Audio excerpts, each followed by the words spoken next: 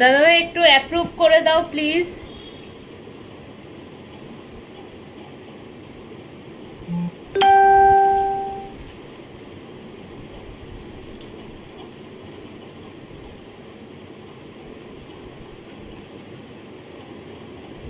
নমস্কার বন্ধুরা, আমি অমৃতা চ্যাটার্জি। তা তোমরা কেমন আছো একটু বলো আমাকে। আমি এখান থেকে না কোনো আগেই বলে রাখছি, আমার গলা কি পরিষ্কার শোনা যাচ্ছে এবং আমাকে পরিষ্কার দেখা যাচ্ছে তো?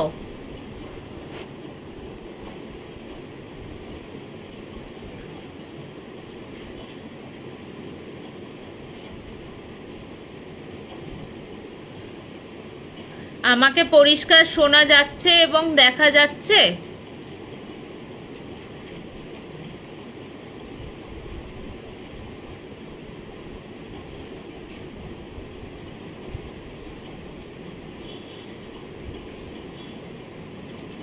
দাদা ভাই একটু যদি আমাকে হোয়াটসঅ্যাপে বলে দাও শোনা যাচ্ছে কিনা আমার গলা, একটু খুব ভালো হয়।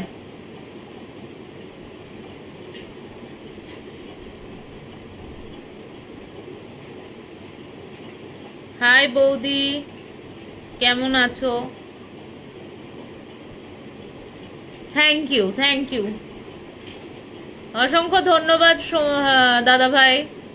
তা আমি শুরু করে দিই, ঠিক আছে? এখানে কি অনেকে এখনো জয়েন হয়নি, কাউকে আমি দেখতে পাচ্ছি না তোমাদের দুজন ছাড়া।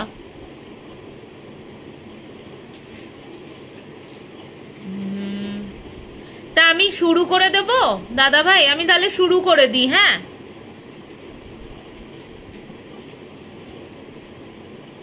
ঠিক আছে, তাহলে আমি আজকের গল্পগুলো শুরু করে দিই। আজকের বেশ একজন, আমি প্রথম গল্পটাই বলবো, একজন ট্রাক ড্রাইভারের গল্প।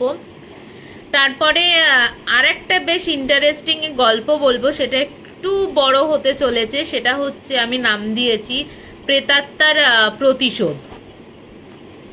ঠিক আছে, একটু শুনে দেখো, ভাল লাগবে। একটু মর্মান্তিক ঘটনাও রয়েছে অবশ্যই। সবকিছু এই ভূতের ঘটনাতে তো প্রত্যেকটাই তোমার মর্মান্তিকই হয়, তো ভালো লাগবে গল্প ঘটনাগুলো। তো এই ট্রাক ড্রাইভারের ঘটনাটা বলছে আমার শ্বশুর মশাইয়ের যিনি বন্ধু, তিনি হচ্ছে ট্রাকের ব্যবসা করেন আর কি। ঠিক আছে, তো ট্রাকে ব্যবসা করেন এবং ওনার ইম্পোর্ট এক্সপোর্টের ব্যবসাও রয়েছে, তার সাথে হোটেলের ব্যবসা রয়েছে। তা ওনার সাথে যে একদম প্রথম থেকে ছিলেন আঙ্কেলটি, তা ওই আঙ্কেলটি কিন্তু ট্রাক ড্রাইভার হিসেবেই প্রথম ওই নেতাজি আঙ্কেলের সাথে কাজকর্ম শুরু করেন। তারপর থেকে উনি বিয়ে থাওয়া করেননি। ওই ড্রাইভার আঙ্কেলটি বিয়ে থাওয়া না করতে, তার ওই ড্রাইভার আঙ্কেলটি কিন্তু ওই নেতাজি আঙ্কেল ভাইয়ের মতন ওকে রেখে দেয় এবং খুব ভালো ড্রাইভার আঙ্কেলটি। তা এবার বলি, এবার যখন নেতাজি আঙ্কেলরা না প্রথমে দেরাদুনে থাকতো, ঠিক আছে? এবার যখন দেরাদুনে থাকতো তখন তো একটা দুটো ট্রাক নিয়ে নেতাজি আঙ্কেল প্রথম ব্যবসা শুরু করেন।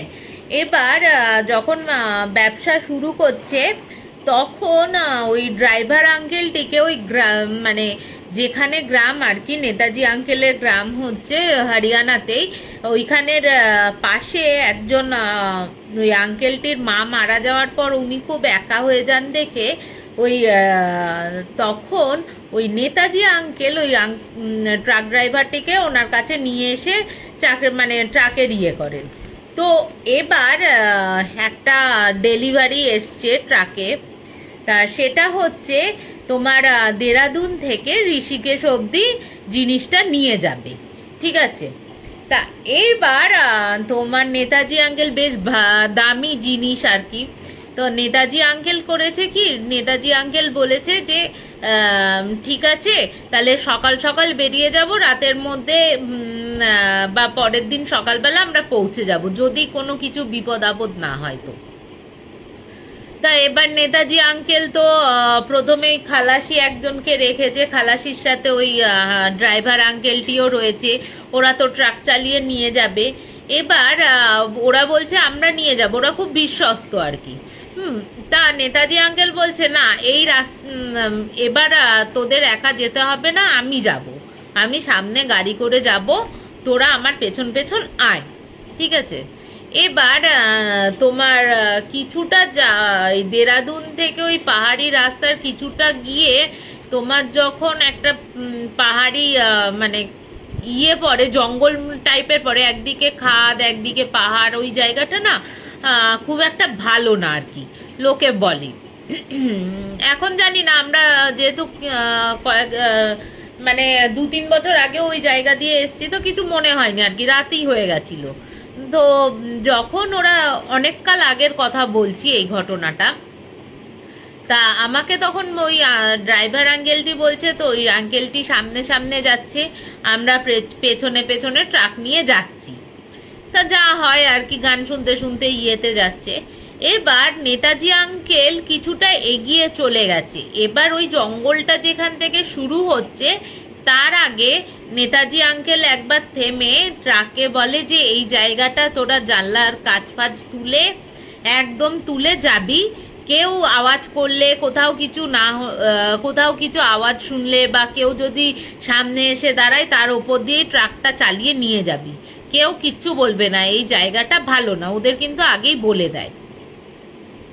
তা এই কথাটা বলার পর যখন নেতাজি আঙ্কেল কিছুটা দূরে এগিয়ে গেছে, হঠাৎ নেতাজি আঙ্কেলের খেয়াল হয়েছে যে পেছনে যে ট্রাকটা আসছিল ওনার, সেই ট্রাকটা নেই।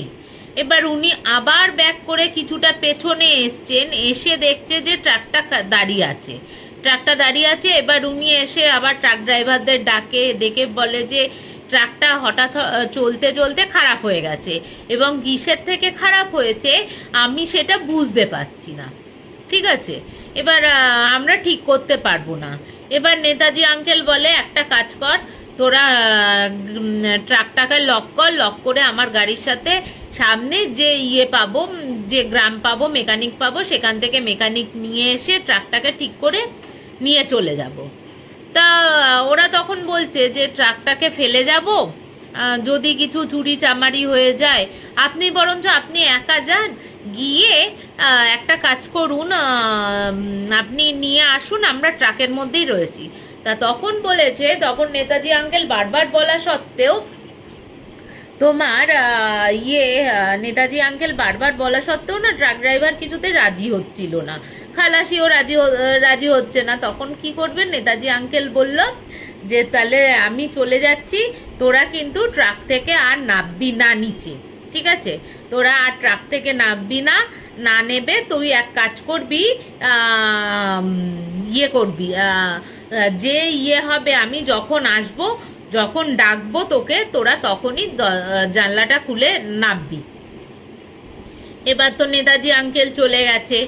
নেতাজি আঙ্কেল চলে যাওয়ার পর বেশ খানিকটা, মানে বেশ কয়েক ঘন্টা হয়ে গেছে, 3-4 ঘন্টার পর যখন প্রায় মাঝরাত, তখন একটা মেকানিককে নিয়ে এসে নেতাজি আঙ্কেল ওই ট্রাকের সামনে আসে।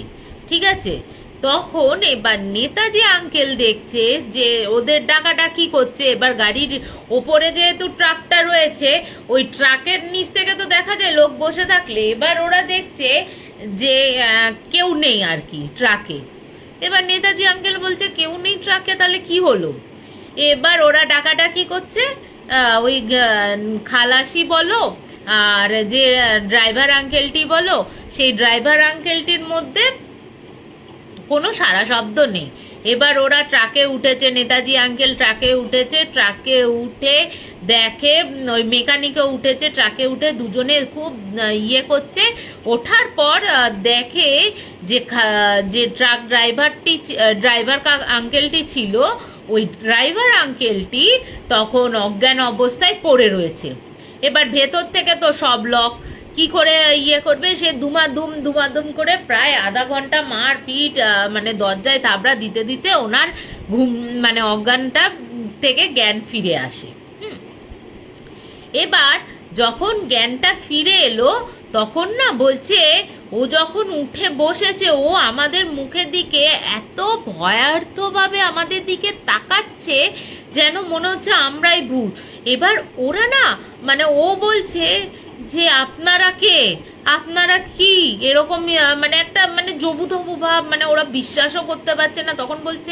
ওরা তখন বলছে যে তুই দরজাটা খোল, তুই দরজাটা খোল, আমি এসে গেছি তোর কাছে, ঠিক আছে, তোর কাছে এসে গেছি, তুই দরজাটা খোল। খুলে এবার ও তো ধাতস্থ হয়েছে, ওকে ইয়ে করা হয়েছে।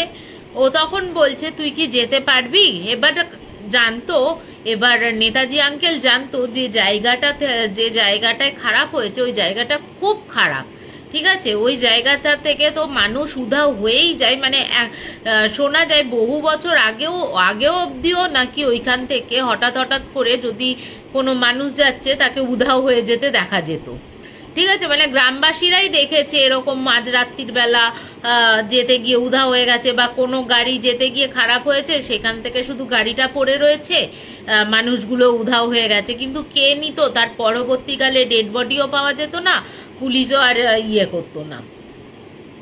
তা এবার ওকে তো কোনো রকমের ট্রাক থেকে নামিয়ে গাড়িতে বসায়, জল ফল দিয়ে একটু সুস্থ সবল করে। এবার ও নেতাজি আঙ্কেল যা বোঝার না বুঝে গেছে, ঠিক আছে, যা বোঝার বুঝে গেছে। এবার যখন ওই জল ফল খেয়ে উনি একটু ধাতস্থ হয়েছেন, উনি তখন হাউ হাউ করে কাঁদতে শুরু করে দেয়। তখন নেতাজি আঙ্কেল বলে, দেখ বাবা, দেখ ভাই, এরকম কিন্তু কেঁদে কোনো লাভ হবে না, তুই যার জন্য কাঁদছিস সে কিন্তু আর ফিরে আসবে না, তোদের আমি ওর জন্যই এখানে নামতে বারণ করেছিলাম, যে এখানে যদি কেউ নামে এখান থেকে মানুষকে টেনে নিয়ে যায়, এবং মার্ডার ফাটারও এর আগে বহুবার হয়েছে এরকম। তা ও তখন বলে তুই কি এখন ট্রাকটা নিয়ে যেতে পারবি এখান থেকে। তখন ও বলছে হ্যাঁ আমি নিয়ে যেতে পারবো, এখান থেকে বেরোনো দরকার, এত রাতে এখানে থাকা উচিত না। তা ওরা তো আবার গাড়ি করে মেকানিককে গাড়িতে নিয়ে তোমার 1 মিনিট দাঁড়াও, মেকানিককে গাড়িতে নিয়ে তোমার ট্রাকটা পেছন চলে আসে। যখন ভোরবেলা হয়ে গেছে, ভোরবেলার পর একটা জায়গায় ওরা যখন চা খেতে বসেছে, তখন চা খাওয়া হয়ে গেছে, ব্রেকফাস্ট করবে, তখন ড্রাইভারটি বলে যে আমি প্রথমে যে খালাসি ছিল, খালাসি বলে আমার না খুব টয়লেট চেপেছে, আমি টয়লেটে যাবে, মানে ও টয়লেটে যাবে আর কি, ঠিক আছে। ও টয়লেটে গেল, বলছে ওর টয়লেট যাওয়া দেখে আমারও টয়লেট পাচ্ছিল দেখে আমিও নামলাম। এবার আমরা দুজনে, ওর টয়লেট হয়ে গেছে, আমি টয়লেটে এরকম নামছি ট্রাক থেকে, এমন সময় পাহাড়ির কোল থেকে আমরা শুনতে পাচ্ছি কোনো মেয়ের একটা আর্তচিৎকার। এবার ট্রাক ড্রাইভারটি আর ও ভাবছে যে এরকম হঠাৎ একটা মেয়ের এরকম আর্তচিৎকার এরকম শোনা যাচ্ছে এই জঙ্গলের মধ্যে। এবার ও তখন করেছে কি, ও যখন নেবে দাঁড়িয়েছে নিচে, আর খালাসি দেখছে কি, খালাসিটা ওই আওয়াজের সাথে সাথে না এগিয়ে যাচ্ছে, আর ও তখন বলছে যে ড্রাইভার আঙ্কেলটি তখন বলছে তুই এগোস না, কিন্তু ও যে কথাগুলো বলছে, ও যে ধরতে যাবে, ওর স্পিড এতটাই বেড়ে গেছে ওকে ধরতে পারলো না। ও দেখলো কিছুটা গিয়ে যেন ঠিক কোনো অন্ধকারের মতন কিছু ওকে যেন এরকম করে একটা হাঁচকা টান মারলো, যা চোখের পলকে একটা, ও শুধু বুঝলো ওরা কিছু ধরে একটা হ্যাচকা টান মারলো, টান মারার পর তোমার মানে মিলিয়ে গেল, ওরও কোনো আওয়াজ পাওয়া গেল না। ও আবার এগিয়ে যেতে কিছু যেখান থেকে উধাওটা হয়েছে ওইখানটা গিয়ে ও টর্চ ও দেখে প্রথমে ভ্যাবাচাকাকে রাস্তায় দাঁড়িয়েছিল, তারপর ওর যখন সম্বিত পেরে ও তখন আবার ট্রাকে উঠে টর্চ মেরে দেখতে যায় যেখানটা থেকে ওকে টানা হয়েছে, ভ্যাচকা টানটা মারা হয়েছে, ওইখানটা গিয়ে দেখে কিছুই নেই, একটা পাহাড়ের ওখানে গাছপালা হয়েছে, দাঁড়িয়ে আছে। এবার ও তখন বলছে যে ড্রাইভার আঙ্কেলটি বলছে আমি তো এরকম দেখছি। এবার দেখছি কি হঠাৎ করে একটা ওই মানে হঠাৎ করে কি বলে ওটাকে, মানে হঠাৎ করে সামনে উদয় হওয়া আর কি, একটা মেয়ে কোলে বাচ্চা কাঁখে নিয়ে লাল কাপড় পরা হ্যাঁ, আমার দিকে দৌড়ে আসছে। ওই দেখে আমি তো পুরো উল্টো দিকে আমার যে ইষ্ট দেবতা আছে ওর নাম করতে করতে, মানে খাটুশ্যাম ওনার ইষ্ট দেবতা আর কি, খাটুশ্যামজির নাম করতে করতে উনি ট্রাকের ওপর উঠে যায়, উঠে চারিদিক লক করে দেয়। লক করে দিতেই উনি দেখছেন যে ট্রাকের সামনে তো আসছে, আলোটা পড়ছে, ট্রাকের হেডলাইট দুটো জ্বালানো রয়েছে। হ্যাঁ, ওই মহিলা দুটো আসছে, আস্তে আস্তে সামনে আসার পরই, ট্রাকের একদম কাছে আসার পরে হঠাৎ করে উবে গেল, মিলিয়ে গেল একদম হাওয়ার মতো। এবার ও তো খাটুশ্যামজির নাম মানে করছিল মনে মনে। আর সামনে ছিল ওই তোমার শিব ঠাকুরের একটা ছবি, আর তার সাথে হনুমানজির একটা এরকম ওই ঝোলানো থাকে না, এরকম হাওয়ায় দোলে, ট্রাক ড্রাইভাররা অনেক সময় লাগিয়ে রাখে, ওইগুলো লাগানো ছিল। এবার ও যখন ওরকম নাম করছে, যখন ভাবছে যে আর কিছু হবে না, ও আবার নামতে যাবে, ও যে পাশের যে একটা মিরর থাকে, সাইড মিরর, ওই মিররে ও দেখছে ওই মহিলাটা পুরো মুখটা লাল, মাথাটা থ্যাতলানো, ঠিক আছে, মাথাটা থ্যাতলানো, রক্ত পড়ছে। আর বাচ্চাটা না, সেই মানে কিছু চোখ মুখ নাক কিছু বোঝা যাচ্ছে না, বাচ্চাটা শুধু বোঝা যাচ্ছে একটা বাচ্চার অবয়ব।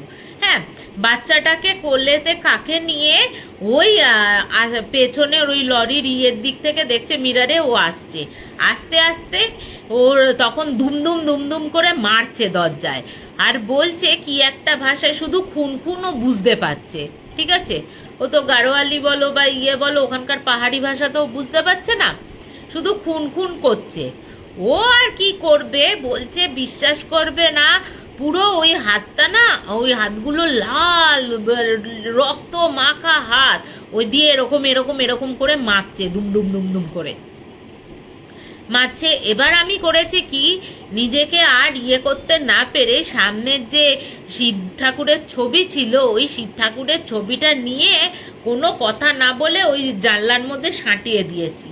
বললো যেই আমি সাঁটিয়েছি, বললো একটা আত্মচিৎকার দিয়ে বিভৎস একটা গন্ধ, আমি তো ভেতরে, তার ভেতরেও মানে গন্ধটা চাচ্ছে, একটা বিভৎস গন্ধ ছেড়ে চিৎকার মেরে ওই মহিলাটি উধাও হয়ে গেল। বেশ 1 ঘন্টা কাটে, ভালো মতন আর কোনো উপদ্রব হয় না। তা এবার ওভাবে যে তোমার যে এবার যাক, তাহলে বিপদটা কেটে গেল।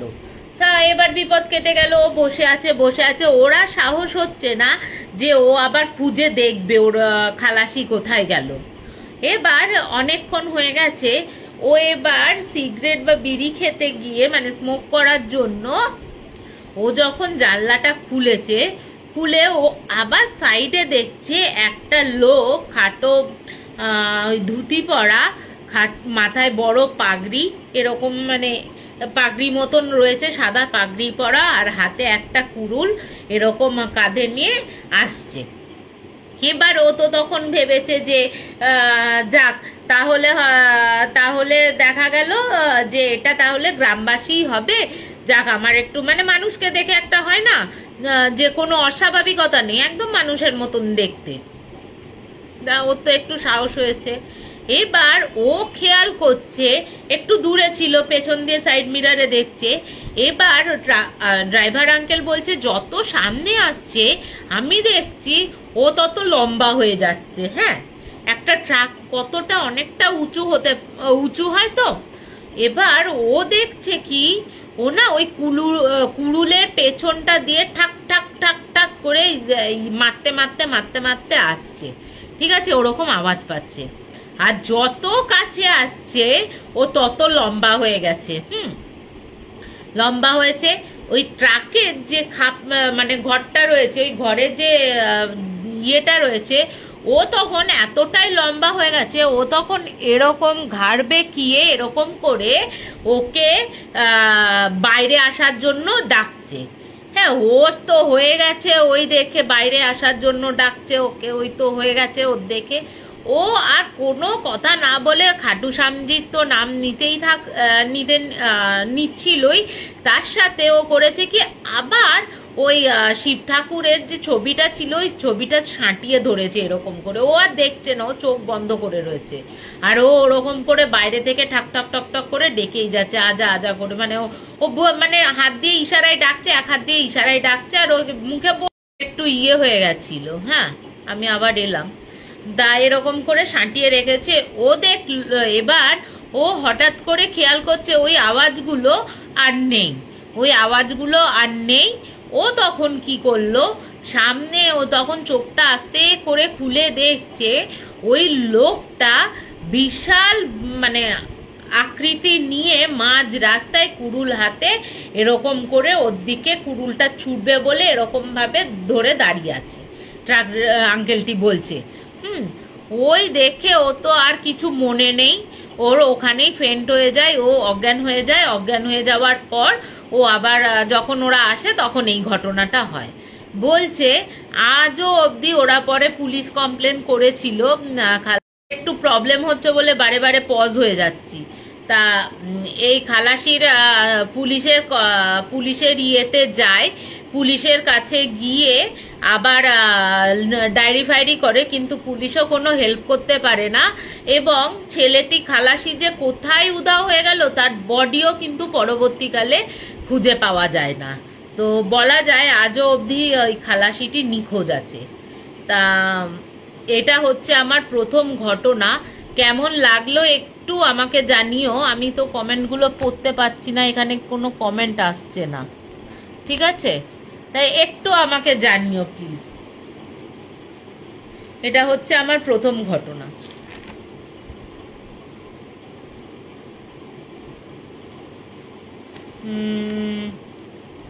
কোনটা বলবো, প্রেতাত্মার প্রতিশোধের গল্পটা বলবো না আমার বান্ধবীর মাসি মেশোর ঘটনাটা বলবো? দুটোই একেবারে দারুণ দারুণ, দুটো ঘটনাই দারুণ। আমার মানে দুরাত্রির প্রায় ঘুম কেটে নিয়েছিল ঘটনাটা শোনার পর।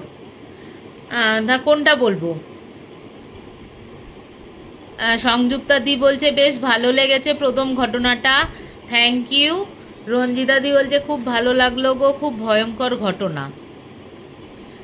সুদীপ্তা দি বলছে ভালো লাগলো, থ্যাংক ইউ। তাই একটু তোমরা আমাকে আরেকটু বলো যে বন্ধুর ঘটনা মানে আমার বন্ধুর মাসি মেশোর জীবনের ঘটনাটা বলবো না প্রতিশোধের ঘটনাটা বলবো? দুটোই ইন্টারেস্টিং, কিন্তু একটু দুটোই লেন্দি। তাই একটু বলো দেখি, যেটা সবচেয়ে দুটোই হোক, অনেকটা লেন্দি, দুটো গল্পই অনেকটা লেন্দি। আচ্ছা, প্রেতাত্মার যখন দাদা ভাই বলছে দুটোই হোক, চেষ্টা করছি। কটা বাজে? হ্যাঁ, 9:24, অনেকটা টাইম আছে, চেষ্টা করি। তাহলে একটু বলে দিই, দুটো যখন বলছে তা চেষ্টা করি দুটো বলার। তা আমার এই ঘটনাটা আমারই এক ওখানকার বান্ধবী বলেছিল, ঠিক আছে? ওর মাসি মেশোর জীবনে ঘটা একটা ঘটনা, বহু বছর আগেকার ঘটনা। এখন থ্যাংক ইউ বলে দিই, ঠিক আছে? তারপরে আমি আবার কমেন্টসগুলো পড়বো। তা মাসি মেশোর জীবনের যখন মাসি মেশো প্রথম বিবাহিত লাইফ স্টার্ট করে তখনকার ঘটনা।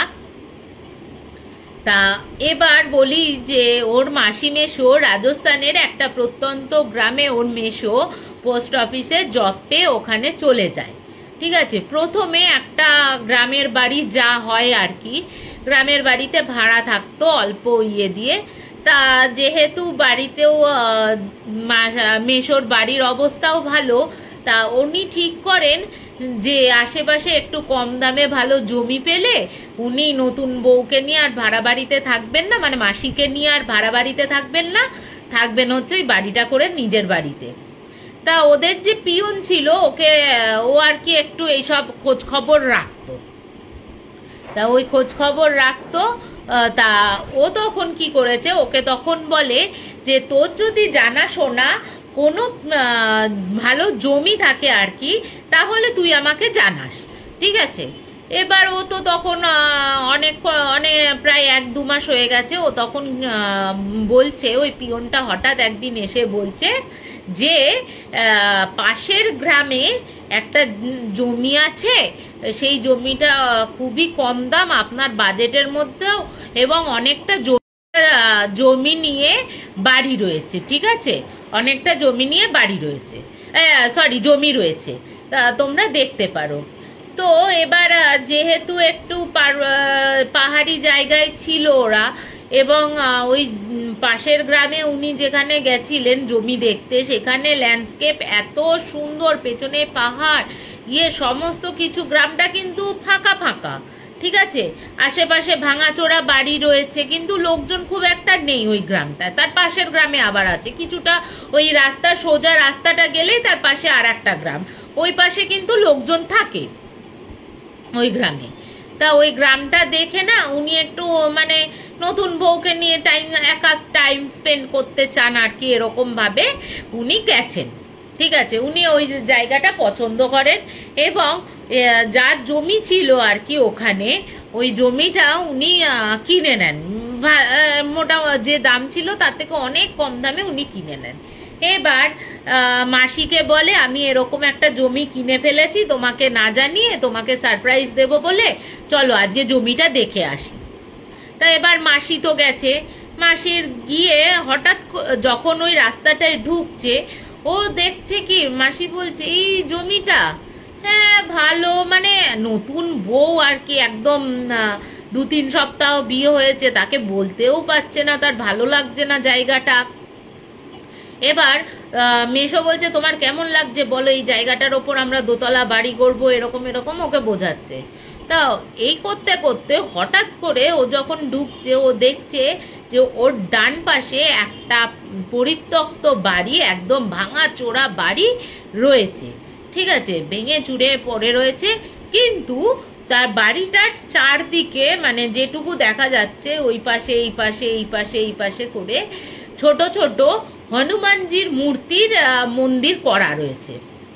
তা এটা দেখে ও তখন যে পিয়নের সাথে গেছিল, সেই পিয়নকে জিজ্ঞেস করে এই বাড়িটা এরকম কেন, যে এরকম ছোট ছোট মন্দির করা কেন, হ্যাঁ বাড়িটা পরিত্যক্ত। তা পিয়নটা না পুরো লুকিয়ে যায় আর কি। পিয়নটা বলে না, এটা করে রেখেছে, গ্রামের মানুষরা অনেক বজরংবলীর পুজো করতে ভালোবাসে, তাই যে যার মতন এরকম জায়গা পায় না বলে এই জায়গাটাই বানিয়ে দিয়েছে। হ্যাঁ মানত থাকলে অনেক সময় বানিয়ে দেয়, আমাদের গ্রামের রীতি রয়েছে। তা এই বলেছে, বলে তা পরিত্যক্ত জায়গাতেই ভাঙা বাড়ি, এখানে কেউ থাকে না? বলছে না, এই বাড়ির যারা ছিল তারা বিদেশে থাকে আর কেউ আসে না, এটা এমনি ভেঙে পড়ে রয়েছে। তা এবার যথারীতি তো বাড়ির কাজ শুরু হয়, বাড়ি কমপ্লিট হয়ে যায়, আত্মীয় স্বজন যখন আসে তারা গৃহপ্রবেশ ভালো বড় করে পুজো করে গৃহপ্রবেশ করে, কোনো প্রবলেম হয় না, কিছু হয় না, ঠিকঠাক চলতে থাকে।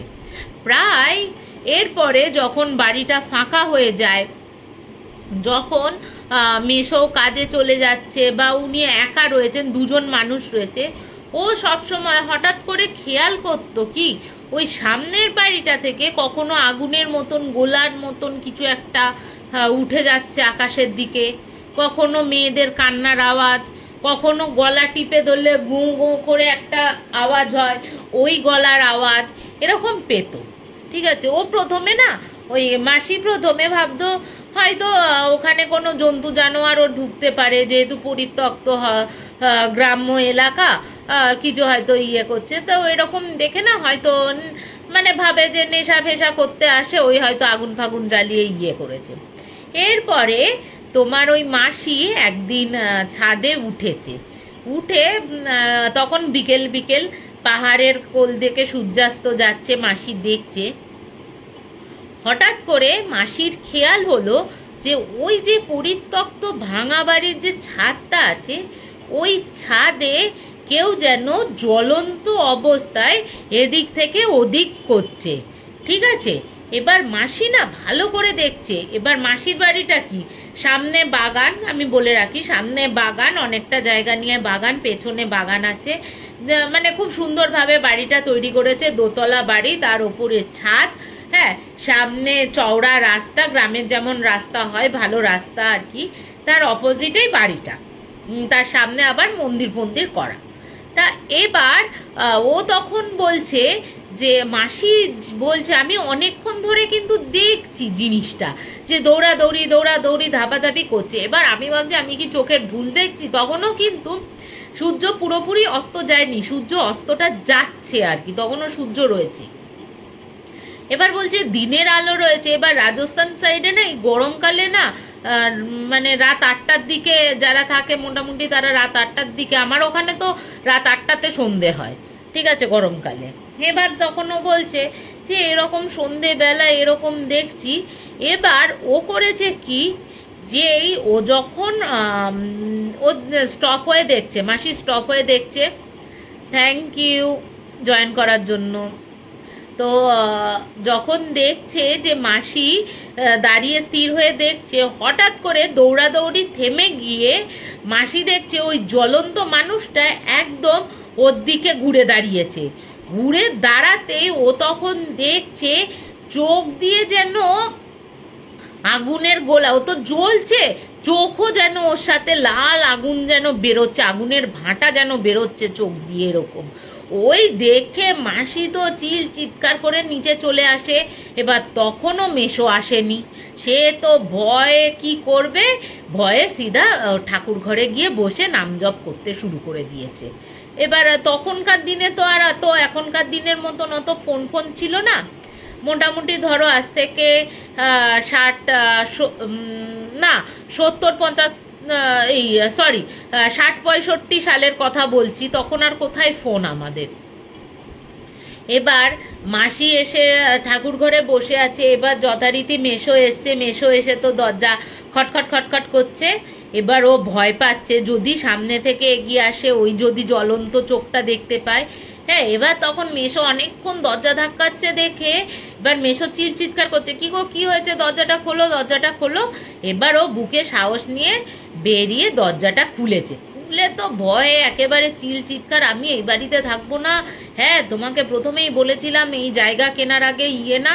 তখন মেশো বলছে কি হয়েছে, তুমি শান্ত হও, কি হয়েছে বলো আগে আমাকে। তখন বলছে আমি যখন ছাদে ঘুরে বেড়াচ্ছি তখন একটা মানুষ জ্বলন্ত অবস্থায় ঘুরতে ঘুরতে হঠাৎ আমার দিকে সামনে এরকম ঘুরছে, ও তো দাউ দাউ করে জ্বলছে, শুধু চোখ থেকে আমার সামনের দিকে তাকিয়ে চোখ থেকে মনে হচ্ছে আলাদা করে লাল টকটকে আগুন বেরোচ্ছে। ওই দেখে আমি নিচে ঠাকুর ঘরে ভয়ে বসেছিলাম। দাদা মেশোকে তো ভয়ের চোটে এইসব কথা বলছে। হ্যাঁ, এরপরে দাদা মেশো তো বিশ্বাস করেনি, যে আবার হয় নাকি, ভুলভাল কথা বলছিস তুই, তুমি এইসব ভুলভাল কথা বলছো তুমি, ভুল হতেই পারে মানুষের। তা এবার তখন মেশো, ও তো প্রায় না ওই বাড়ি থেকে চিৎকার চেঁচামেচির আওয়াজ এরকম পাওয়া যেত, মেশোও পেত। মেশো ভাবতো হয়তো অন্য কেউ চিৎকার চেঁচামেচি করছে, মেশো অতটা পাত্তা দিত না। এবার মাসিকে তো থাকতেই হবে ওখানে, মাসিকে থাকতে হবে, মাসি রয়েছে। এবার একদিন মেশো ছাদে উঠেছে কোনো কারণে, ছাদে উঠেছে, ছাদে উঠেই ও দেখছে যে এক মানুষ, মানে মানুষের মতন আকৃতি,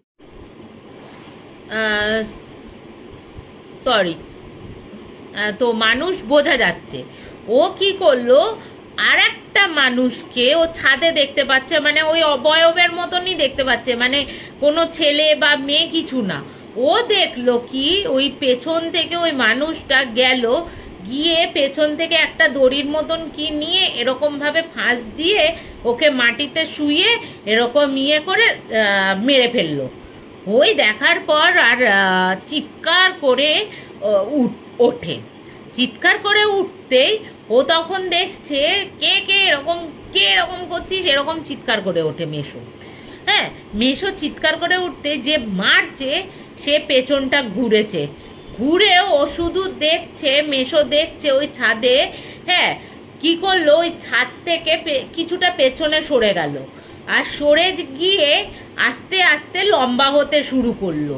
লম্বা হতে হতে ও দেখছে কি মেশোর দিকে এরকম করে হাত বাড়াচ্ছে। ওই দেখে মেশো ছাদ থেকে নিচে চলে আসে।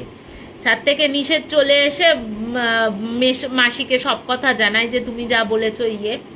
এবার পরের দিন অফিসে গিয়ে পিয়নকে ধরে, বলে তুই আমাকে কি জমি দিয়েছিস, এই উল্টো দিকের বাড়িটা এরকম এরকম ব্যাপার, তুই তো আমাকে বলবি, তাহলে আমি নিতাম না, তোর ম্যাডামও ভয় পাচ্ছে এরকম করে। তো পাশে আর একজন লোক কাজ করছিল, ও তখন বলে তুই এইভাবে ঠকালি এই মানুষটাকে, সবে নতুন এসছে একটা জায়গা থেকে, তুই কেন এরকম করলি, এত টাকা দিয়ে খরচ করেছে।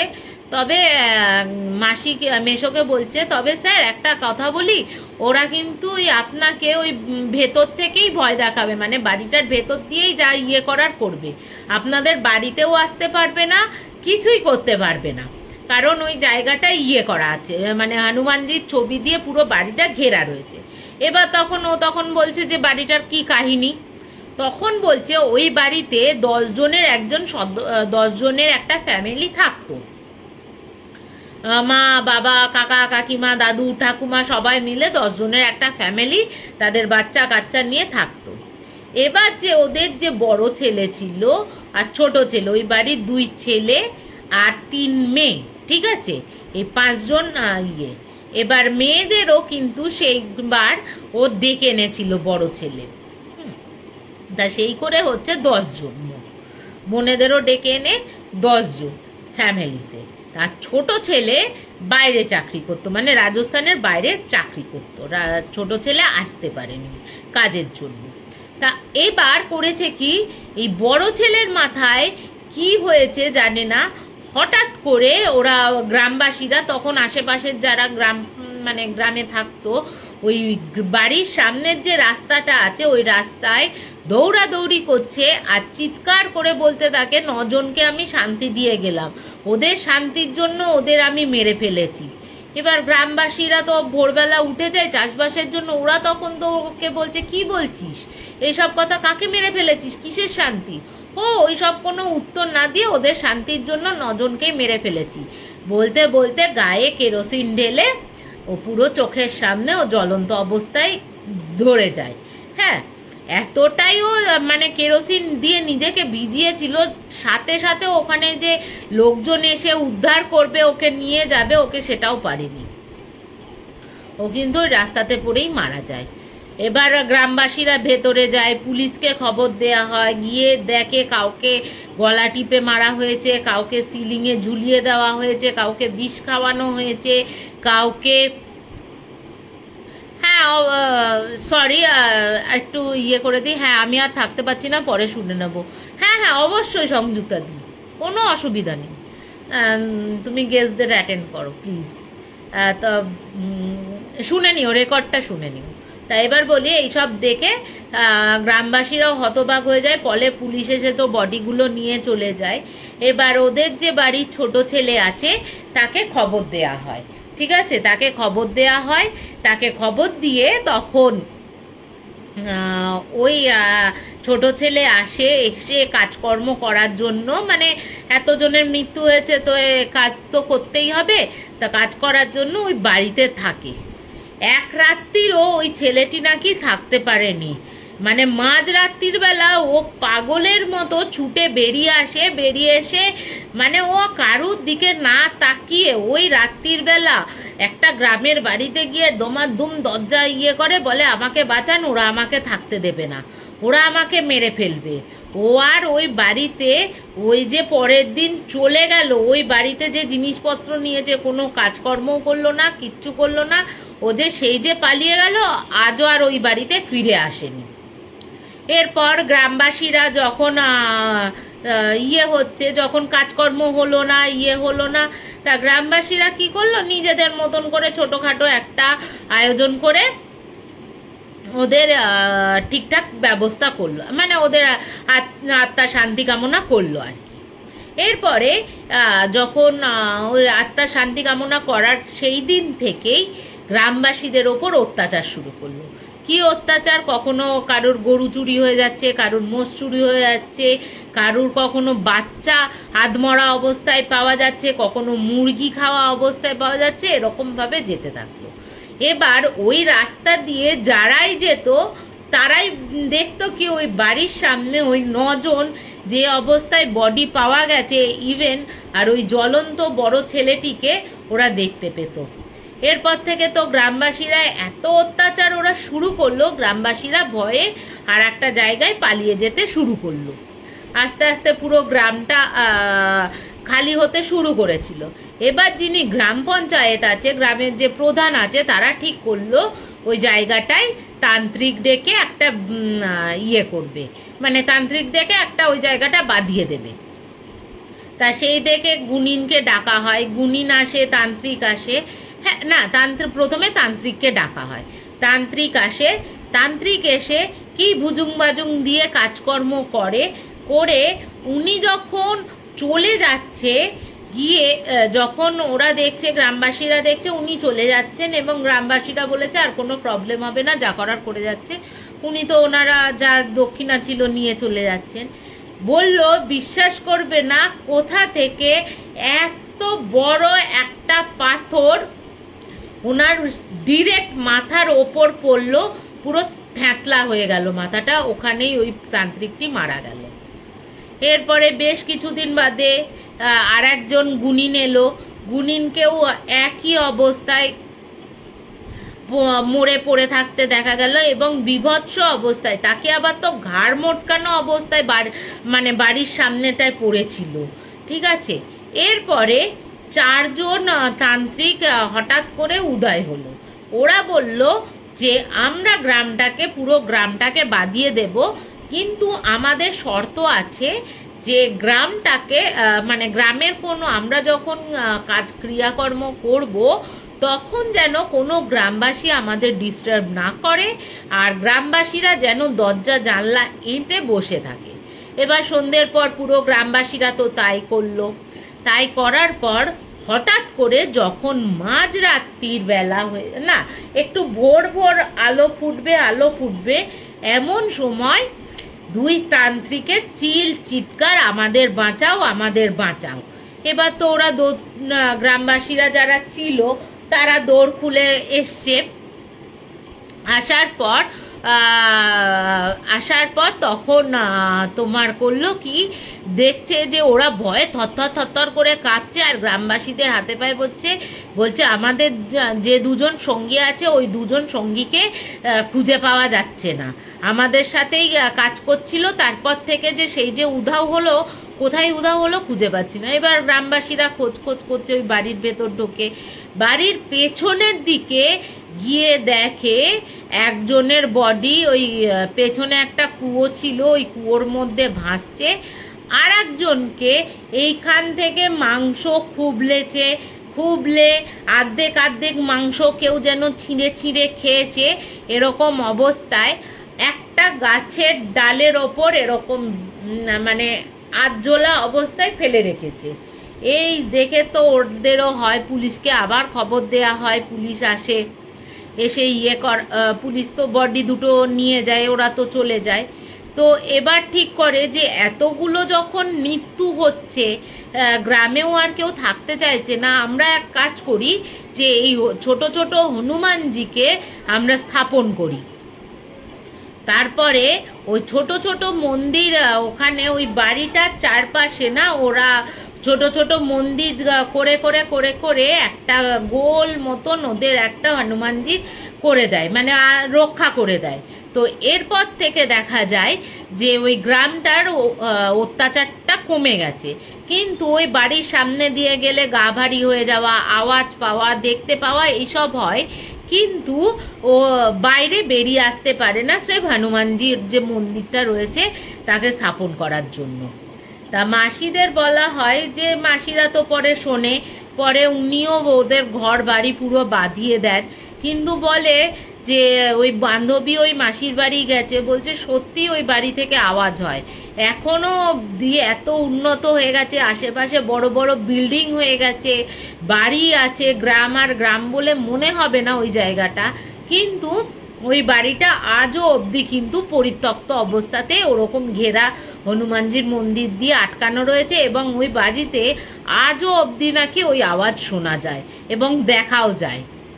তা এই হচ্ছে আমার ওই সেই বান্ধবীর মাসি মেশোর ঘটনা। কেমন লাগলো একটু আমার দ্বিতীয় ঘটনা একটু জানিও, তা একটু জানিও। আমি একটু জল খেয়ে নিই। হ্যাঁ,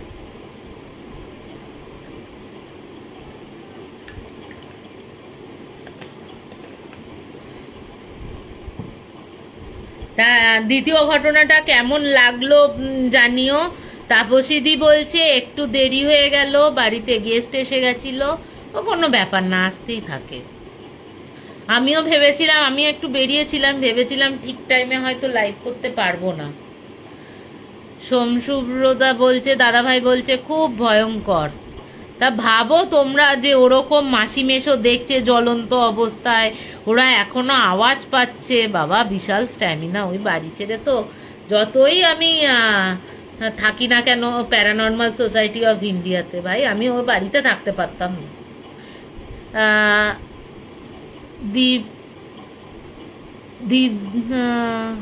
তো দীপ্ত রাকেশ চক্রবর্তী বলছে কি সাংঘাতিক, এটা কোটাকার ঘটনা ম্যাডাম। এটা রাজস্থানের ঘটনা, একদম প্রত্যন্ত গ্রামের। আমি যখন ঘটনাটা বলছি অনেক পুরনো ঘটনা। তা আজকের দিনেও এমন কত কি ঘটে। হ্যাঁ দাদা ভাই, কত কি অজানা। বলছে তুমি যদি, তোমাকে নিয়ে যাওয়া হয়, এখনো যদি মাসির বাড়িতে কোনো সময় তুমি যদি যাও, ওই বাড়িটা এখনো ওই অবস্থায় পড়ে রয়েছে এবং তোমরা কিন্তু দেখতে পাবে এবং চাইলে হয়তো দেখতেও পাবে, আওয়াজ তো শুনতে পাবে। বাবা রক্ষে করো, আমার থাকার দরকার নেই। আমি বিশ্বাস করি তেনারা আছে, তেনারা থাকুক ভালো মতন। আমি তোমাদের ডিস্টার্ব করতে চাই না, তুমিও আমাকে ডিস্টার্ব করো না। তা আর একটা হবে নাকি?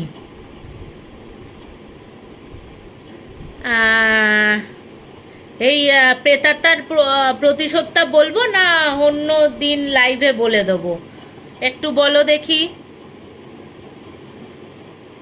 কেউ হাত দিতে সাহস করে না। আর না কেউ করে না। ও জায়গাটা এরকমই পরিত্যক্ত অবস্থাতেই পড়ে রয়েছে, ভাঙা চোরা একদম নাকি। অবশ্যই হবে দাদাভাই বলছে। তাহলে হয়ে যাক এই ঘটনাটা। আমি কোনো স্থান কাল পাত্র কিচ্ছু বলবো না, আমাকে বারণ করা হয়েছে আর কি। নামগুলোও চেঞ্জ করে দিতে বলেছে। ঘটনাটা যিনি বলেছেন আর কি, কাকুটির বয়স, হ্যাঁ হোক সুদীপ্তাদি বলছে। চলো বলছি ঘটনাটা। প্রেতাত্মার প্রতিশোধ নাম দিয়েছি এটা। তা ঘটনাটা হচ্ছে, না স্থান কাল পাত্র সব কিচ্ছু বলবো না, বলতে বারণ করা হয়েছে। নামগুলোও চেঞ্জ করে দেওয়া হবে, যেহেতু এটার মধ্যে পুলিশ কেসও ছিল। তা বলি ঘটনাটা। তা কাকু বলি, জেঠু বলি, যাই বলি না কেন, এই কাকুটি হচ্ছে আমার বন্ধুর কাকু। ঠিক আছে, একদম বুজুম ফ্রেন্ড, স্কুল ফ্রেন্ডের কাকু, বন্ধুটির কাকু আর কি। সেই কাকুটির বয়স এখন মোটামুটি 70 বছর। তা ধরে নাও কাকু আজ থেকে যখন কলেজে পড়তো তখন কত বছর আগের হবে। তা বেশ কয়েক বছর আগের ঘটনা। ওরা যখন কলেজে ভর্তি হয়, ওরা তখন 6 বন্ধু। 5 জন হচ্ছে সজল, সুভাষ, মতি, রাহুল, দীপ, 5 জন বন্ধু। আর একটা ছিল মেয়ে বন্ধু, সে হচ্ছে মেঘা। ঠিক আছে, এই 6 বন্ধু খুব বুজুং ফ্রেন্ড আর কি। কলেজের প্রথম দিন থেকেই ওদের একটা নিজস্ব 6 জনের একটা দল তৈরি হয়ে গেল। ঠিক আছে, তো খুব ভালো এর মধ্যে সজল আর মতি ছিল একটু গ্রামাঞ্চল থেকে উঠে আসা মানুষ। ঠিক আছে, উঠে আসা মানুষ। এবং সুভাষ ছিল তখনকার দিনের, তোমার মা ছিলেন প্রফেসর, বাবা ছিলেন ডাক্তার, দাদাও ছিলেন ডাক্তার। এরকম একটা সম্ভ্রান্ত পরিবার, এবং তার ঠাকুরদার বাবা ছিলেন এক সময়ের জমিদার। ঠিক আছে, এরকম একটা সুভাষ সেই ফ্যামিলি থেকে উঠে আসে। ঠিক আছে, এরপর রাহুলও মধ্যবিত্ত ফ্যামিলির ছেলে, আর দীপও মধ্যবিত্ত ফ্যামিলির ছেলে, মেঘাও তাই। তা সুভাষ করে কি, যেহেতু বাড়ি থেকে ও অনেকটা দূরে কলেজটা হয়ে গেছিল, ওর বাবা মা ঠিক করে ওখানে একটা বাড়ি ভাড়া ঠিক করে দেয়, ওখানে সুভাষ একা থাকে। যখন দেখছে সজল আর মতির যখন গ্রাম থেকে উঠে এসছে, ওদের অবস্থাও ভালো না, তখন সুভাষ বলে আমি তো এত বড় একটা 3 BHK বাড়িতে থাকি একা, তোরাও বরঞ্চ আমার সাথে চল। এবং দীপ, রাহুল, মেঘা এরা 3 জনে কিন্তু বাড়ি থেকেই যাতায়াত করে। থ্যাংক ইউ সুজাদা বলছে উপস্থিত স্যার, থ্যাংক ইউ। তা এবার ওরা 3 জন বাড়ি থেকে যাতায়াত করে। এবার সজল, সুভাষ আর মতি ওর বাড়িতে সুভাষের বাড়িতে থাকা শুরু করলো। ঠিক আছে, এবার সুভাষের থাকা শুরু করলো। এবার সুভাষ হচ্ছে তখনকার দিনে, এখন যেমন আমরা সব কিছু মেনে নিয়েছি, তোমার একটু লেডিস টাইপের উনি, মানে একটু মানে কি বলবো এটাকে, হোমো আর কি বলতে গেলে, মানে ছেলেদের প্রতি তার অ্যাট্রাকশনটা বেশি। এবার অতকাল আগে তখন তো এই জিনিসগুলো ছিল না, আমরা যতটা মেনে নিই এখনকার দিনেও কিন্তু আমরা কিন্তু অতটা মেনে নিতে পারি না। একটা ছেলে বা একটা ছেলেকে যদি ভালোবাসে বা বিয়ে করে, বা একটা মেয়েকে যদি তার জীবন সঙ্গী বা প্রেম করে বা লাইফ পার্টনার, থ্যাংক ইউ সুজাদা বলছে উপস্থিত দিদিভাই। তা এখনো যদি তারা বিয়ে করে বা ইয়ে করে, এখন অনেক ইউটিউবারকে দেখেছি যে তারা, একজন ইউটিউবারকে দেখি, তাদের কিন্তু আমরা কটাক্ষ করতে আজ 2024-এ দাঁড়িয়েও কটাক্ষ করতে ছাড়ি না। তা তখনকার দিনে, তখনকার আমলে তোমরা ভাবো তাহলে যে কি অবস্থা হয়েছে। তা ওকে না, তা ও একটু যেহেতু ছেলেদের প্রতি অ্যাট্রাকশনটা ছিল, কেউ বুঝতো বলে ওকে একটু এড়িয়ে যেত, ওই 6 জন বন্ধু ছাড়া। তার মধ্যে দীপ ছিল খুব জলি, ঠিক আছে, অন্য বন্ধুরাও জলি ছিল, দীপ ছিল জলি। দীপ দেখতো সুভাষ একটু চুপচাপ টাইপের, যেহেতু ওর একটু ইয়েটা কম আর কি, মানে ছেলেদের প্রতি অ্যাট্রাকশনটা কম আর কি, মানে অ্যাট্রাকশনটা বেশি, তো ও চুপচাপই থাকতো, অত কথা বলতো না। তা ও তখন কি করলো, দীপ আরো বেশি করে ওর ঘনিষ্ঠ হতে, হ্যাঁ সমপ্রেম খুব স্বাভাবিক, মানুষ সহজে মেনে নিতে পারে না। হ্যাঁ এখনকার দিনে তো, এখনকার 2024-এ দাঁড়িয়েও মানুষ মেনে নিতে পারে না। মনে করো এখন সেই কাকুর বয়স 70 বছর হলে, তার আগে যখন উনি কলেজে পড়তেন সেই সময় তো আরোই মেনে নিত না সমাজ, বা সমপ্রেম কি জিনিস তখন হয়তো সমাজ জানতোই না আর কি। তা এই তুমি ভাবো না দাদা ভাই, বা আমি ভাবো, আমি কিন্তু ছোটবেলায় এই সমপ্রেম কি জিনিস বা এই জিনিসগুলো কিন্তু আমরাও কিন্তু অতটা অবগত ছিলাম না, যারা 90s বা 80s-এর কিডসরা, বা এখন যারা নতুন হয়েছে। পরবর্তীকালে আমরা জানতে পেরেছি হ্যাঁ সমপ্রেমও হয়, প্রেমের প্রকারভেদ আছে, সমপ্রেমও হতে পারে, তারা মানে বিয়ে থাওয়াও করে সংসার করতে পারে, এরকম পরবর্তীকালে জেনেছি। তা তখনকার দিনে তো তোমরা ভাবতেই পারছো কি হয়েছে। তা দীপ একটু ওর সাথে বেশি করে মানে কথা বলতো, হাসাতো, ওকে করতো। তা এই করতে করতে ওরা যখন ফার্স্ট ইয়ার শেষ করে সেকেন্ড ইয়ারে ওঠার পর যখন করে, তা ও তখন না ওর মনে মনে দীপের প্রতি, হ্যাঁ আমরাও জানতাম না, সত্যি আমরাও জানতাম না এই ব্যাপারটা, যে 90s-এর কিডসরাও কিন্তু সমপ্রেম কি জিনিস, বা ছেলেতে বা মেয়েতে প্রেম হয়, সত্যিই আমরা জানতাম না। তা তখনকার দিনে তো আরোই জানতো না, বুঝে নাও। তা এবার তা ওর মনে না দীপের প্রতি ওই সুভাষ কাকুর একটু ফিলিংস জাগতে শুরু করে। ওর কথা বলার, ওকে মানে ওর কি বলে, ওকে যে প্রায়োরিটি দিচ্ছে অন্য বন্ধুদের তুলনায়, ওর সাথে বেশি কথা বলছে, করছে, এইগুলো না ওকে মানে বেশ অ্যাট্রাকশন করতো। তা ও না কি করতো, ওই সুভাষও না বলতে পারতো না আর কি, বুঝলে তো। হ্যাঁ ওই সুভাষও বলতে পারতো না, কারণ বন্ধুত্বের খাতিরে যদি সরি, যদি বন্ধুত্বটা নষ্ট হয়ে যায় তাহলে ওই তোমার বন্ধুত্বটা নষ্ট হয়ে গেলে তোমার ভালো লাগবে না। এত ভালো বন্ধুত্ব, ওর জন্য মনের ওর ফিলিংসটা দীপকে বলতে পারছিল না।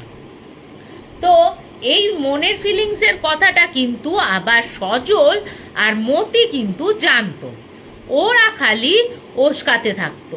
এবার ওরা যখন সেকেন্ড ইয়ারের মাঝখানে, তখন দীপ আর মেঘার মধ্যে, হ্যাঁ সুজাদা বলছে এটা একটা ব্যতিক্রম প্রেম, এটা ব্রেন থেকে মিসম্যাচ করায়। সত্যি হয়তো করা জানা নেই, অনেক কিছুই জানি না মানে এই সম্বন্ধে আর কি। তা এবার সজলদা বলছে, আমি এবার কন্টিনিউ করি হ্যাঁ গল্পটা। এবার সজল আর মতি এই ব্যাপারটা জানতো।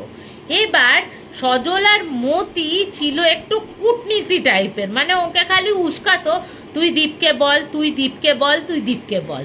ও তখন ঠিক করতো যে না আমি দীপকে কিছু বলবো না, কিছু করব না, না থাক না কি আছে, বললে কি হবে, এরকম ব্যাপার করতো। এবার করেছে কি এরপরে ওরা যখন সেকেন্ড ইয়ারের মাঝামাঝি, দীপের আবার মেঘার আবার দীপকে খুব পছন্দ ছিল। মেঘা দীপকে মানে দুজনকে প্রপোজ করে, ওরা রিলেশনশিপে যায়। এটা কিন্তু লুকিয়ে লুকিয়ে চলছিল, ওই 6 বন্ধুর মানে আরো যারা বন্ধু ছিল তারা কিন্তু জানতো না। এরপর একদিন কোনো এক অকেশনে দীপকে ওই সুভাষ ক্যান্টিনে ডেকে পাঠিয়ে তখন তখন সুভাষ সে তার মনের ফিলিংসের কথা জানায় যে আমি তোকে ভালোবাসি। এবার দীপ তো আকাশ থেকে পড়েছে, কারণ দীপ আবার মেঘাকে ভালোবাসে। ও বলছে, ও যখন পুরোটা শুনেছে ব্যাপারটা তো প্রথমে মেনেই নিতে পারেনি, ও তো তখন খুব রেগে গেছে। দীপ রেগে গিয়ে বলছে, তোর কি মাথাটা খারাপ হয়ে গেছে, তুই কি সব বলছিস, তুই একা হয়ে যাচ্ছিলিস, তুই একা থাকতিস দেখে তোকে আমি করতাম, তোকে আমি এতটা সঙ্গ দিতাম, আর তুই আমাকে এইসব কথা বলছিস, কি বলছিস, এটা তো ঠিক কথা বলছিস না তুই আমাকে, এটা তো খুব ভুল কথা না, আমি এইসব কোনো কিছু মানি না, এইসব আমার দ্বারা সম্ভব না, তুই ভুল করছিস সেটা। হ্যাঁ, এই বলে দীপ ক্যান্টিন থেকে বেরিয়ে চলে যায়। এবার ক্যান্টিন থেকে বেরিয়ে মেঘার সাথে দেখা হয়। ও গিয়ে কি করে, দীপ তখন মেঘাকে খুলে বলে। তো মেঘা তো হেসে কুটোপুটি খাচ্ছে। ও যখন এত হাসছে তখন দীপই বলে, কারুর ফিলিংস নিয়ে হাসাহাসি উচিত না, ও তো আমি করেছি। এবার মেঘা ছিল হচ্ছে পেট পাতলা। ও গিয়ে করেছে কি, ও কলেজের যত নিজস্ব বন্ধু বান্ধব ছিল, হস্টেলে যারা ছিল সেই হস্টেলের বন্ধু বান্ধবদের বলে, সারা কলেজ সারা হস্টেল সুভাষ যে একজন গে সেটা জেনে যায়।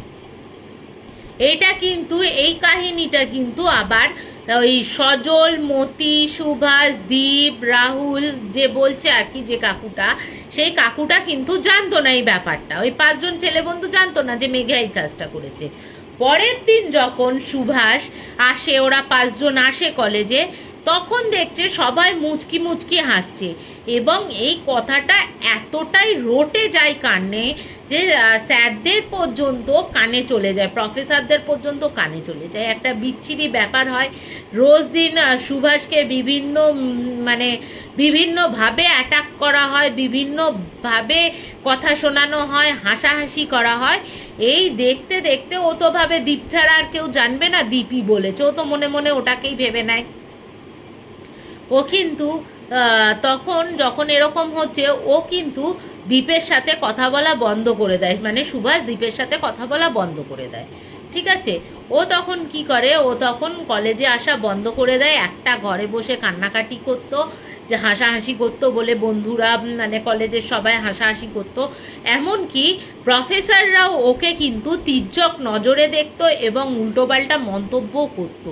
একজন প্রফেসর ভাবো, যে আমাদের তৈরি করছে, কি মানসিকতার মানুষ ছিল, তারা পর্যন্ত, যারা তৈরি করছে ভবিষ্যৎ প্রজন্মকে, তারা পর্যন্ত সুভাষকে নিয়ে হাসাহাসি করতো প্রকাশ্যে ক্লাসরুমে, প্রকাশ্যে আর কি, ক্লাসরুমেও আলোচনা করতো।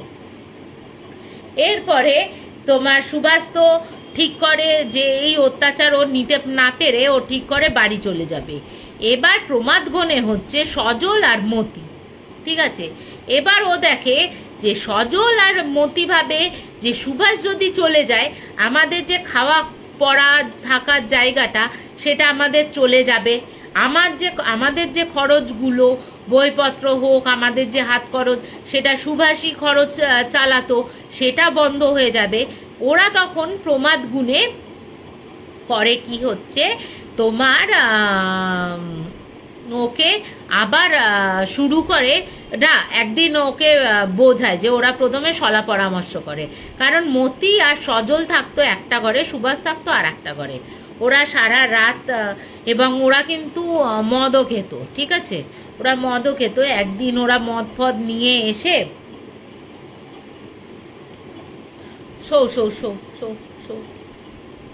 এক মিনিট, আমার ছেলে ঘুম থেকে হঠাৎ করে উঠে বসেছে, একটুখানি ঘুমাও ঘুমাও।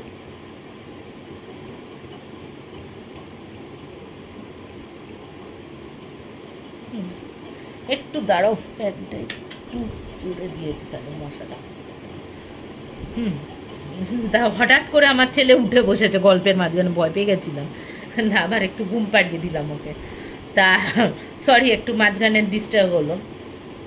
তা এবার ওরা দুজন সলা পরামর্শ করে সুভাষকে কিছুতেই বাড়িতে যেতে দেয়া যাবে না। এবার সজল আর মতি ঠিক করে যে সুভাষকে ওস্কাতে হবে। তা ওরা একদিন মদের বোতল ফোতল এনে ওরা ঠিক করে পার্টি করবে এবং সুভাষকে মদ খাওয়াবে। সুভাষ যেহেতু গে, ওর একটু এইসবের দিকে অতটা নজর ফজর ছিল না আর কি, ঠিক আছে, একটু মেয়েলি টাইপের। হ্যাঁ, তা ও তখন বলছে তোর যে এই দুঃখ, সরি, তোর যে এই দুঃখটা রয়েছে, এই দুঃখটা তোর তুই যদি খাস, এইগুলো খেলে তুই কিন্তু ভুলে যাবি, তুই খা। এরপর দিনের পর দিন দীপের নামে যা নয় তাই ওরা ওস্কাতে শুরু করে, ঠিক আছে, দিনের পর দিন ওরা ওস্কাতে থাকে, ঠিক আছে। এরপরে ওর মধ্যেও মানে দীপের প্রতি খুব একটা হিংসা জমে যায়, ঠিক আছে। হ্যাঁ, ওর জন্যই তো আমাকে সত্যিই তো ওরা ভাবে, সুভাষও ভাবে যে সত্যিই তো দীপের জন্য আমাকে এত হ্যারাসমেন্ট হতে হচ্ছে কলেজে, প্রফেসরদের সামনে আমি যেতে পারছি না। ও ঠিক করে যে ওকে একদিন ডেকে পাঠাবে।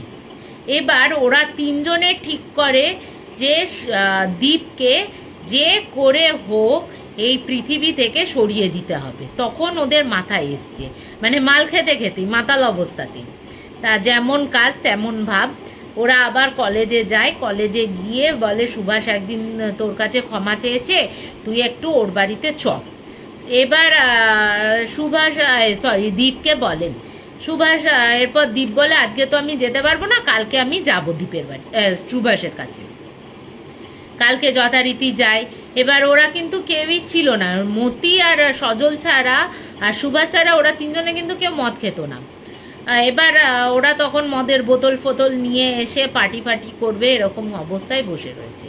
তা ও তখন গিয়ে বলে যে না, আমি এসব খাবো না, আমি তো কোনোদিন খাইনি। ওরা তখন বলে তা খাসনি তো কি হয়েছে, আমিও তো সেদিন প্রথম খেলাম, ভালোই লাগছিল, খা খা। এরকম করে ওকে ডেকে পাঠায়। মানে চারজনে আকণ্ঠ মদ পান করার পর ও বেহুশ হয়ে যায় ছেলেটি। ও যখন প্রথম খাওয়াচ্ছে ওর সাথে ঘুমের ওষুধও কিন্তু ওরা মিশিয়ে দেয় ওই মদের সাথে। ওরা প্রথমে বেহুশ হয়ে যায়, বেহুশ হয়ে যেতেই ওরা তার মারা শুরু করে। মারতে মারতে ওকে আধমরা করে দেয়। আধমরা করে দিতে ওরা তো তখন মাতাল, ওরা ভেবেছে ছেলেটি মারা গেছে। এবার বলে রাখি, সুভাষের তখনকার দিনে গাড়ি ছিল, ঠিক আছে, পার্সোনাল গাড়ি ওখানে রাখা থাকতো। এবার ওরা ঠিক করে কি যে দীপকে তো এখানে ফেলে রাখা যাবে না, এদিকে দীপ যে মরেনি সেটা ওরা খেয়াল করেনি। এবার ওরা ঠিক করে যে দীপকে ওরা নিয়ে অন্য একটা নির্জন স্থানে ফেলে আসবে। এবার বেশ অনেকটা গেছে, একটা ক্ষেতের ধারে গেছে। ওরা যখন ওকে নাবাচ্ছে দেখছে হুম হুম করছে। এবার ওরা ভাবছে এই রে, এ তো মরেনি, এ তখন কি করবে? তখন ওরা কি করে, ওই ক্ষেতের ধারে নিয়ে গিয়ে গাড়ি থেকে পেট্রোল নেয়, পেট্রোল বার করে ওর ওপর ছিটিয়ে আগুন ধরিয়ে ওরা গাড়ি নিয়ে পালিয়ে আসে তিনজনে, সজল, মতি আর সুভাষ। এবার যে ক্ষেত পাহারা দিচ্ছিল রাত্রির বেলা, ও দেখছে ক্ষেতের ধারে আগুন জ্বলছে, ঠিক আছে, ক্ষেতের ধারে আগুন জ্বলছে। এবার ও অনেকটা ডিস্টেন্সে দেখছে। এবার ও ছুটে আসছে, যেহেতু খেতে আগুন যাতে ধরে না যায়, ও যখন ছুটে আসছে এসে দেখছে একটা মানুষ জ্বলছে এবং প্রায় 90% জ্বলে গেছে, যেহেতু পেট্রোল ছেটানো হয়েছিল আর কি ওর গায়ে। ওকে তো কোনো রকম ভাবে করা যায়, ও তো স্পট ডেড, ওখানেই মারা যায়। এরপরে শুরু হয় আসল খেলা। এরপরে এবার ওরা তো যে যার বাড়ি চলে আসে।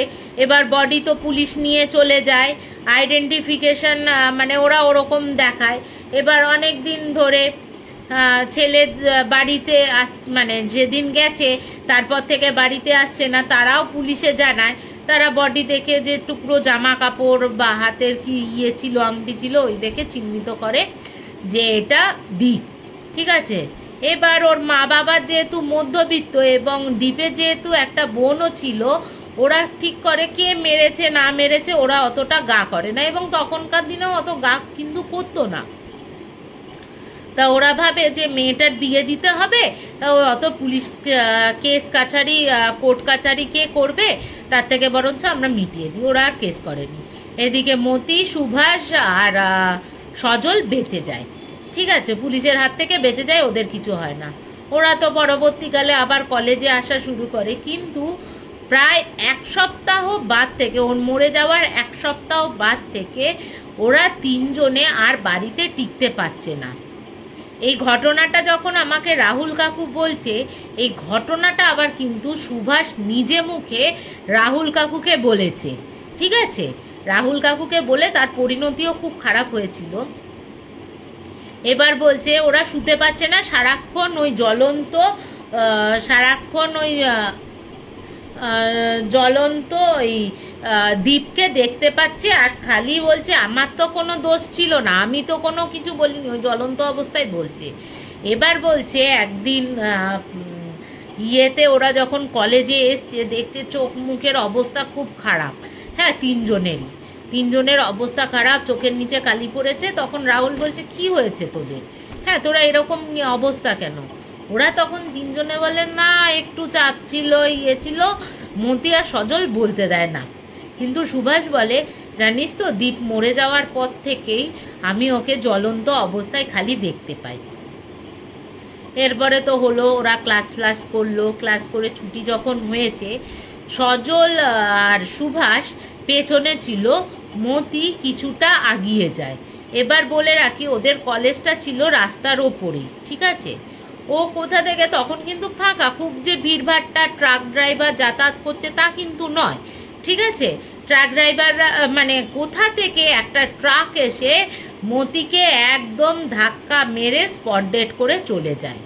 এবং ওরা দুজনে, ওরা তো এই পারে দাঁড়িয়ে দেখছে জিনিসটা, আর ওরা মাঝখানে হয়েছে, ওরা দেখছে, হ্যাঁ, ওই দীপ জ্বলন্ত অবস্থা হা হা করে হাসছে ওর বডির সামনে দাঁড়িয়ে। হ্যাঁ, ওরাই শুধু ওই সুভাষ আর সজলই কিন্তু দেখতে পাচ্ছে, আর কিন্তু দেখতে পাচ্ছে না। কলেজে হয়ে যায়, পুলিশ আসে,